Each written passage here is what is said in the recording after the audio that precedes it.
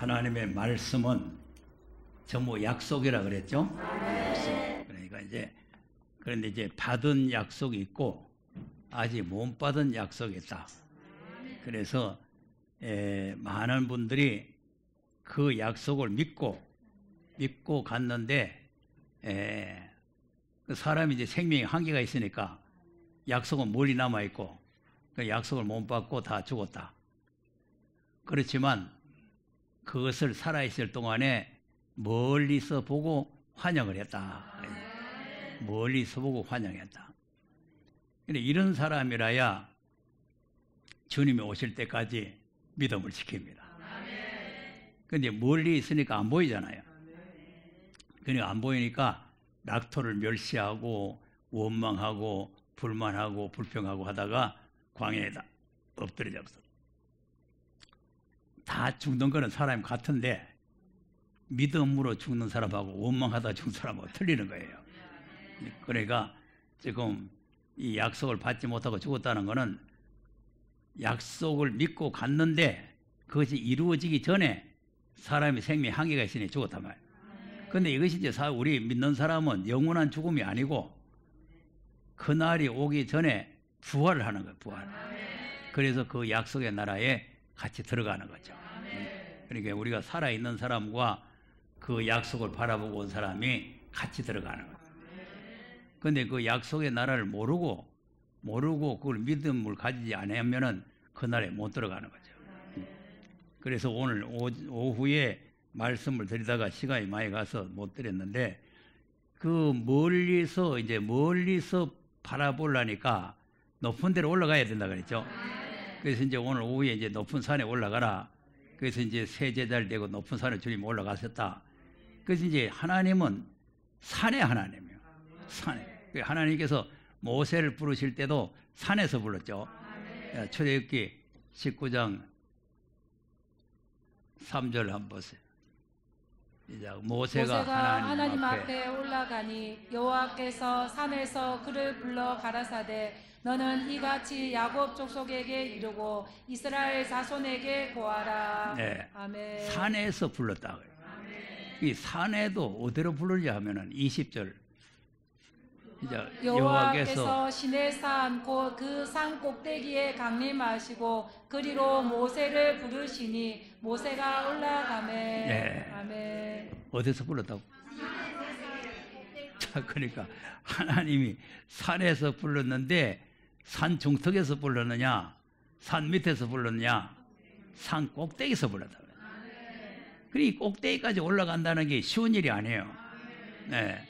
그 나도 이제 시내산에 올라가 봤는데 밑에서 보기에는 나지막하게 보이는데요, 굉장히 높습니다.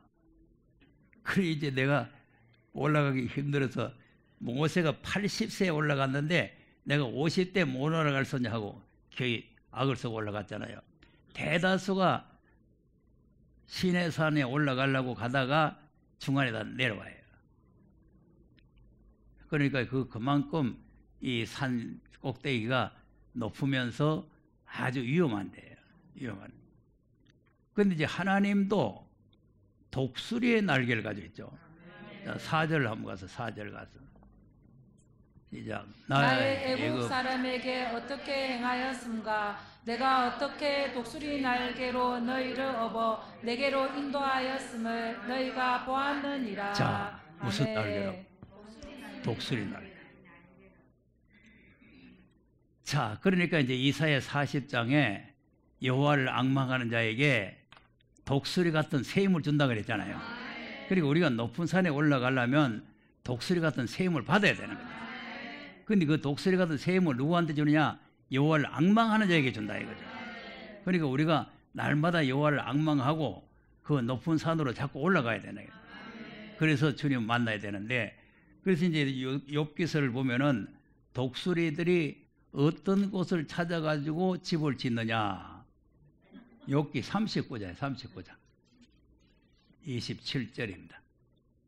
시작. 독수리가 공중에 떠서 높은 곳에 보금자리를 만드는 것이 어찌 내 명령을 의지하느냐. 자, 독수리가 네. 공중에 높이 떠가지고 높은 곳에 보금자리를 정하죠. 네. 보금자리. 예, 그다. 그것이 낭떠러지에 집을 지으며 뾰족한 바위 끝이나 험준한 데 거하며. 자, 낭떠러지. 그러니까 꼭대기 올라갔는데 꼭대기 중에도 낭떠러지다 집을. 아, 이거 위험합니다. 굉장히 위험하고. 그런데 그것이 또 낭떠러지 제일 끝에 험준한데, 편편하게 좋은 데다가 집을 짓는 게 아니고 아주 험준한 데다가 집을 짓는다. 자, 그래가지고 거기서 뭐 합니까? 그다. 거기서 움킬 만한 것을 살피나니 그 눈이 멀리 봄이며. 네. 눈이 멀리 본다 그랬죠? 이 독수리는 왜 높은 곳에 험준한 데다가 집을 짓느냐? 항상 긴장해 있는 거예요. 언제 떨어질지 모르잖아요. 그러니까 긴장을 해가 있다가 다 멀리 보고 있다가 모기가 있으면은 총살같이 샥 날아가는 거죠. 그게 독수리예요. 네. 자, 그러니까 우리가 이 영적인 우리도 독수리가 돼야 되잖아요. 영적인 독수리가 돼야 되기 때문에 우리가 높은 곳으로 올라가야 돼요.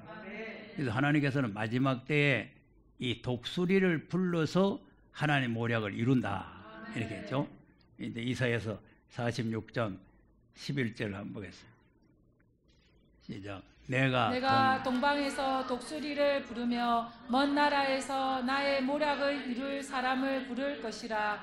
내가 말하였은즉 정령 이룰 것이요 경영하였은즉 정령 행하리라. 아멘. 아멘. 동방에서 독수리를 부르죠.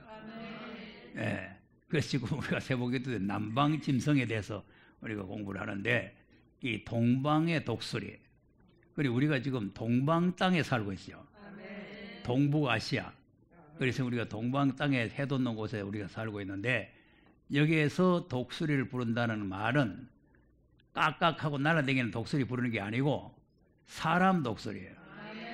이사야 40장 31절에 여호와를 앙망한 사람, 독수리 같은 세임 받은 사람, 그 사람을 불러가지고 하나님의 모략을 이루겠다는 거죠. 네. 그러니까 우리가 지금 여기에서 독수리 훈련을 하는 거예요. 독수리 훈련.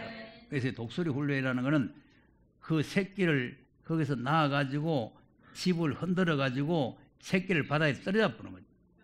그 새끼들이 막 죽는다고 날개치고 야단 날 때 어미 독수리가 날가서 그 날개에다 받아가지고 다시 올라오죠. 그것이 이제 독수리 훈련이라는 거예요. 그런데 이제 대다수 여기 오셔가지고 독수리 훈련을 잘 받는 분도 있지만 물속에 퐁 빠진 사람이 많아요. 그래서 도저히 여기서 못 견디겠다. 그래가지고 나간 사람은 물에 빠진 사람이에요. 그건 소생 받을 길이 없어요. 그래서 안 빠지려고 그냥 발부둥을 쳐야 돼요. 내 죽는다고 하면 질러야 돼요. 이 하나님 앞에 내 죽는다, 내 죽는다, 내 죽는다. 그 하나님께서 독수리 날개로 탁 받아 올린다. 자, 여기 있으니까 독수리 훈련이 너무 심한데 어디 편안하게 믿을 데 없나? 유튜브에 찾아봐요. 자기 마음에 딱 드는 게 하나 있거든. 아이고 여기다. 그리고 가는 거죠. 그거는 퐁당하는 데입니다. 우리가 훈련을 잘 받아야 돼요.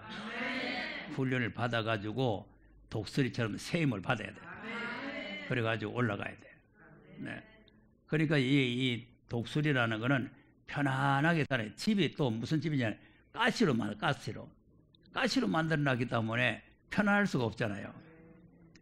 그런데 이제 이게 독수리의 두 가지 뜻이, 하나는 긴장해가지고 훈련시키기 위한 데 목적이 있지만은, 하나는 다른 악한 짐승이 침범하지 못하게 하는 거죠. 그 험준한데 어느 짐승이 가겠어요? 험준한데. 그 뭐 사자가 올라가겠어요? 무슨 뭐 호랑이가 올라가겠어요? 아무도 못 올라가죠.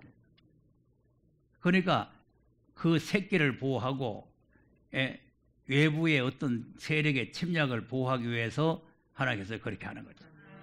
그러니까 하나님께서 우리를 독수리 훈련을 시키는 것은 외부의 사탄들이 우리에게 침범하지 못하도록 하나님께서 우리를 보호하는 거죠. 그래서 우리가 여호와를 앙망해야 된다. 자, 그러니까 그 높은 곳에서 독수리가 이제 멀리 본다는 거 아닙니까? 멀리 보는 거죠. 그러니까 이제 험준한데라는 것은 우리가 영적 생활이 험하게 생활하는 거예요. 험하게. 마태복음 7장 14절 한번 보겠습니다. 시작. 생명으로 인도하는 문은 좁고 길이 협착하여 찾는 이가 적음이니라. 자, 아멘. 생명으로 인도하는 문은 좁죠. 그 길이 협착하다는 것은 험하다 그 말이에요. 좁고 협착해가지고 찾는 사람이 없다는 거죠. 있기는 있는데 적다는 거죠. 그러니까 우리가 많은 사람 모이는 데를 선호하면 안 됩니다. 왜냐하면 넓은 길은 찾는 사람이 많잖아요. 넓은 길은. 자, 위에 13절 보세요.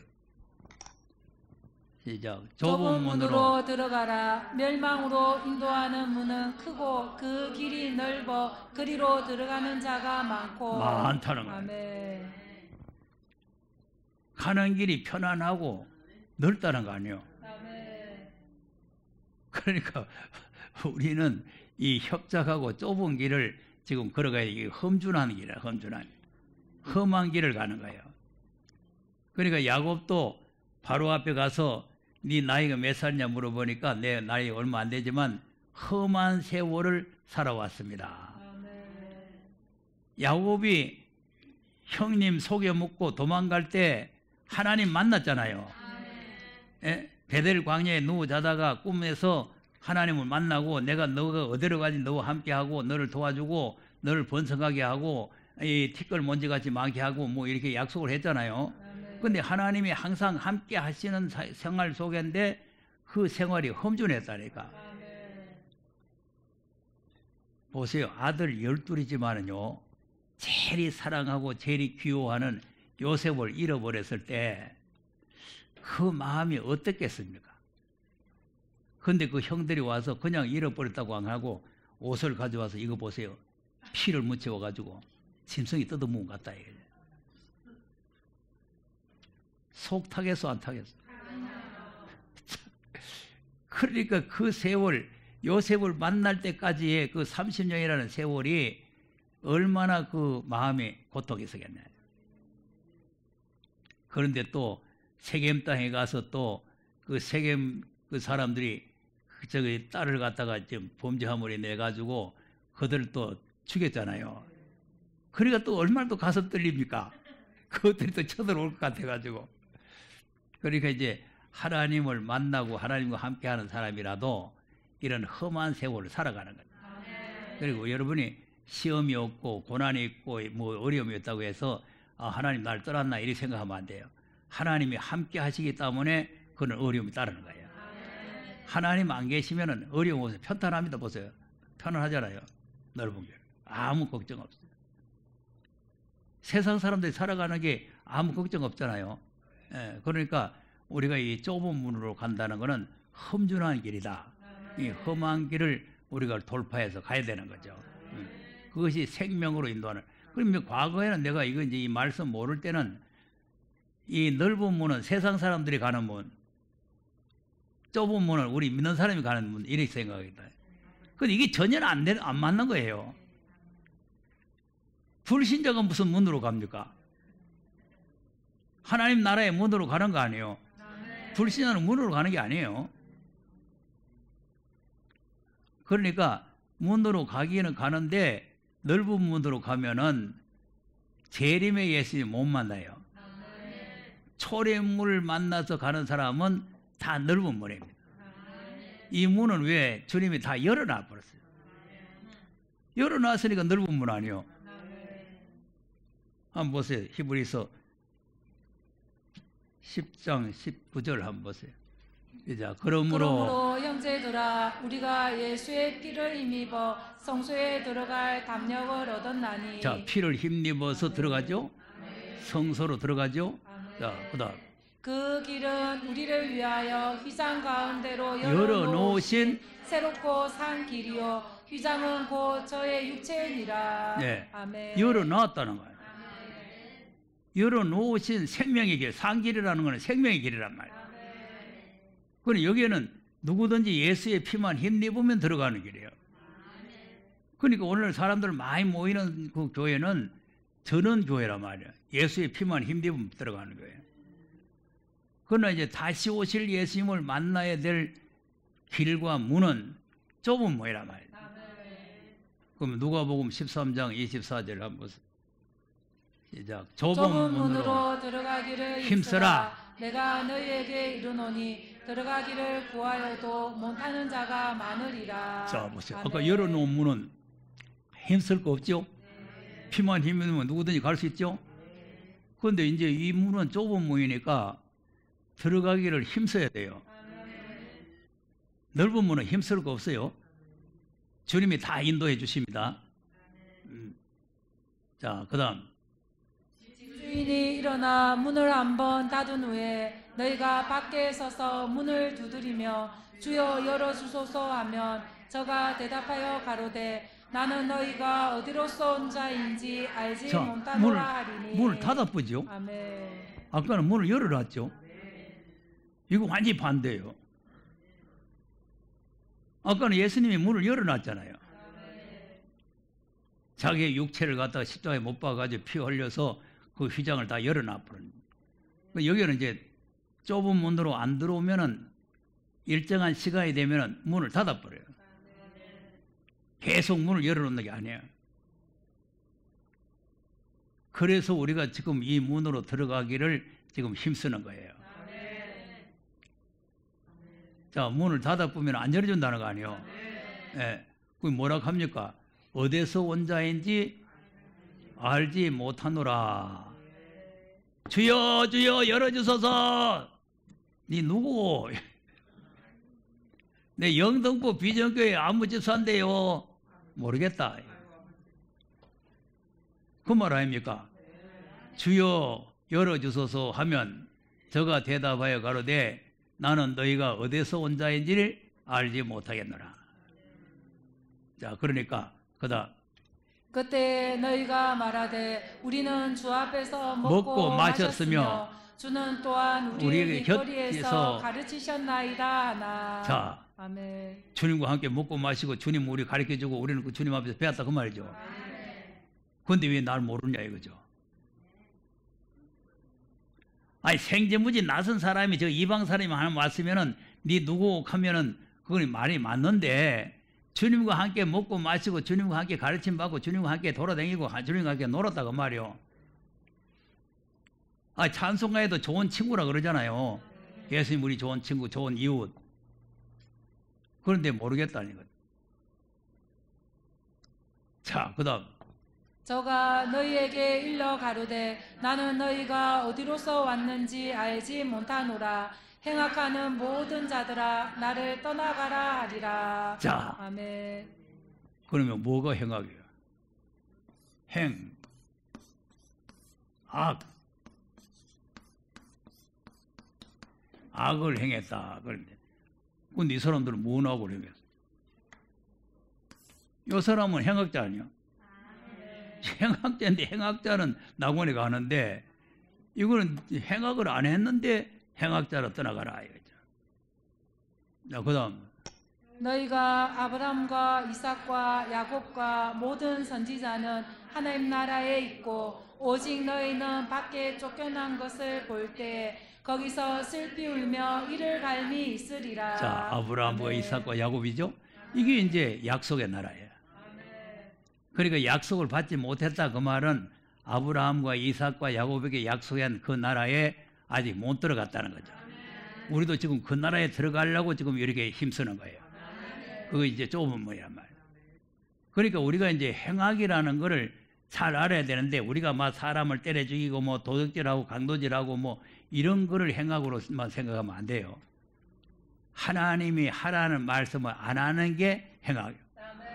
하라는 것을 안 하는 게 행악이고 하지 말라는 것을 하는 게 행악이랍니다. 자, 사도행전 10장 한번 보세요. 10장 13절인가 한번 보세요. 시작. 또 소리가 있으되 베드로야 일어나 잡아 먹으라 하거늘. 자, 아멘. 하늘에서 소리가 났죠. 베드로를 보고 일어나 잡아 먹으라 그러죠. 뭘 잡아 먹어요? 하늘에서 이상한 고기 보따리가 내려왔죠. 이상한 고기 보따리. 그런데 그 율법적으로 먹으면 안 될 고기가 많이 내려왔어요. 그러니까 그 율법적으로는 못 먹을 고기인데 그 아정한 고기들인데 그걸 하나님께서 먹으라 그러니까 베드로가 뭐라고 대답해요? 베드로가 가로되 주여 그럴 수 없나이다. 속되고 깨끗이 아니한 물건을 내가 언제든지 먹지 아니하였삼나이다 한데. 네. 아멘. 그 베드로가 이제 먹으라 그러니까 나는 본래 이 속된 거는 이런 거 더러운 거 나는 안 먹습니다. 안 먹는다 그러죠? 네, 그러니까 그다.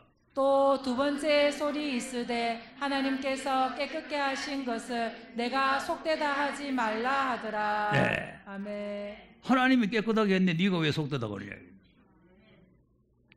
그러니까 내가 이제 늘 말하는 걸 잘 들어야 돼요. 속되다고 할 때는 속된 것이고 내가 깨끗하게 했다 하면 깨끗한 거예요. 그런데 이거는 꼭 무슨 고기 먹으라는 뜻이 아니고 이방 사람을 가증한 고기로 표현하는 거예요. 그리고 유대인들이 이방 사람을 상종을 안 하는 거죠. 그런데 이제 하나님께서는 이방 사람들을 구원하러 보내는 그릇으로 사용하는 거죠. 그러니까 이제 그 말이 끝나고 나니까 이방 사람 고넬료의 집에 사람이 찾아오잖아요. 그래서 이런 일이 3번 있은 후 그 그릇이 곧 하늘로 올리어 가니라. 베드로가 본 바 환상이 무슨 뜻인지 속으로 의심하더니 마침 고넬료에 보낸 사람들이 시몬의 집을 찾아 문 밖에 서서 불러 묻되 베드로라 하는 시몬이 여기 우거하느냐 하거늘. 네. 아멘. 자 보세요. 그 환상이 끝나고 나니까 바로 고넬료의 집에 사람들이 왔다. 그 고넬료는 이탈리아 대 백부장 아니에요. 이방 사람이에요. 그러니까 이방 사람하고 상종을 안 하는데 이방 사람을 구원하러 보내는 거죠. 그러니까 이제 하나님께서는 이방 사람이나 유대인이나 차별이 없이 누구든지 예수를 믿으면 구원을 받게 하는 거죠. 그래서 여기서 이제 잡아먹으라, 이 잡아먹으라고 하는 것은 사람을 복음으로 잡아먹으라 그 말이에요. 사람을. 그냥 이불을 가지고 꼭꼭 씹어 잡아먹는 게 아니고 복음으로 잡아먹는 거죠. 그래서 우리가 할 수만 있으면 복음을, 그래서 전도제도 만들고 뭐 세미나도 하고 자꾸 이렇게 하는 거는 복음으로 잡아먹기 위해서 하는 거죠.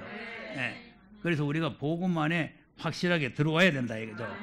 그래서 그 잡아먹을 만한 것이면은 이제 완전히 독수리처럼 날아가 가지고 그것을 잡아서 먹어야 된다. 그래서 이제 우리가 이 나라를 멀리서 보고, 지금 우리가 멀리 보이죠? 멀리서 보고 환영을 해야 된다. 그래서 이거는 이 나라가 하나님께서 감추어 나라죠. 베드로전서 1장 4절 한번 보겠습니다. 시작. 썩지 않고 더럽지 않고 새하지 아니하는 기업을 있게 하시나니 곧 너희를 위하여 하늘에 간직하신 것이라. 자, 기업이죠? 기업. 이게 이제 우리가 새 하늘과 새 땅에 바로 우리에게 주는 기업이에요. 이건 이제 썩지도 않고 더럽지도 않고 새하지도 않는 영원한 나라를 하나님께서 간직해 놨다. 자, 그러면 베드로후서 3장에 가서 10절에서 읽어보겠습니다. 시작. 그러나 주의 날이 도적같이 오리니 그날에는 하늘이 큰 소리로 떠나가고 체질이 뜨거운 불에 풀어지고 땅과 그 중에 있는 모든 일이 드러나리로다. 그러면 그날이 도적같이 온다는 것은 초림이죠? 그다음 이 모든 것이 이렇게 풀어지리니 너희가 어떠한 사람이 되어야 마땅하뇨. 거룩한 행실과 경건함으로 하나님의 날이 임하기를 바라보고 간절히 사모하라. 그날에 하늘이 불에 타서 녹아지려니와 체질이 뜨거운 불에 녹아지려니와 우리는 그의 약속대로 의에 거하는 바 새 하늘과 새 땅을 바라보도다. 자, 이게 약속. 아멘. 이 약속의 나라가 우리 앞에 오고 있다. 이 나라를 우리가 멀리서 보고 환영을 해야 된다. 이 나라가 안 모이면 그러면 엉뚱한 데로 빠지는 거예요. 그런데 우리는 이 나라를 환영해야 된다. 어떤 거짓 선지를 환영해서는 안 된다. 우리가 진리를 바르게 깨달아야 될 줄로 믿으시기 바랍니다.